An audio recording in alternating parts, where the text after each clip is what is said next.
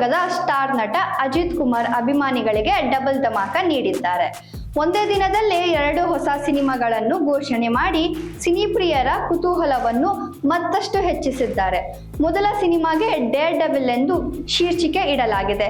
ಈ ಚಿತ್ರವನ್ನು ನಿರ್ದೇಶಕ ಅದಿಕ್ ರವಿಚಂದ್ರನ್ ನಿರ್ದೇಶಿಸಿದ್ದು, ಅಜಿತ್ ಕುಮಾರ್ ಅವರ ಪತ್ನಿ ಶಾಲಿನಿ ಅಜಿತ್ ಕುಮಾರ್ ನಿರ್ಮಾಣದ ಹೊಣೆ ಹೊತ್ತಿದ್ದಾರೆ.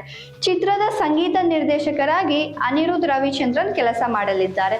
ಇದಕ್ಕೂ ಮುನ್ನ ಅಜಿತ್ ಕುಮಾರ್ ಅಭಿನಯದ ಗುಡ್ ಬ್ಯಾಡ್ ಅಗ್ಲಿ ಚಿತ್ರವನ್ನು ಯಶಸ್ವಿಯಾಗಿ ನಿರ್ದೇಶಿಸಿದ ಅದಿಕ್ ರವಿಚಂದ್ರನ್ ಅವರ ಮೇಲೆಯೇ ಮತ್ತೊಮ್ಮೆ ಅಜಿತ್ ವಿಶ್ವಾಸ ವ್ಯಕ್ತಪಡಿಸಿದ್ದು, ಇದೀಗ ಡೇರ್ ಡೆವಿಲ್ ಚಿತ್ರದ ಜವಾಬ್ದಾರಿಯನ್ನು ಅವರಿಗೆ ನೀಡಿದ್ದಾರೆ. ಇದರ ಜೊತೆಗೆ ಮತ್ತೊಂದು ಭರ್ಜರಿ ಘೋಷಣೆಯನ್ನು ಅಜಿತ್ ಕುಮಾರ್ ಮಾಡಿದ್ದಾರೆ. ಕಾರ್ ರೇಸಿಂಗ್ ಹಿನ್ನೆಲೆಯ ಗ್ಲಾಡಿಯೇಟರ್ ಚಿತ್ರದ ಮೂಲಕ ಮತ್ತೊಮ್ಮೆ ಹೊಸ ಪ್ರಯೋಗಕ್ಕೆ ಮುಂದಾಗಿದ್ದಾರೆ. ಈ ಚಿತ್ರಕ್ಕೂ ನಿರ್ಮಾಪಕರಾಗಿ ಶಾಲಿನಿ ಅಜಿತ್ ಕುಮಾರ್ ಕಾರ್ಯನಿರ್ವಹಿಸಿದ್ದಾರೆ.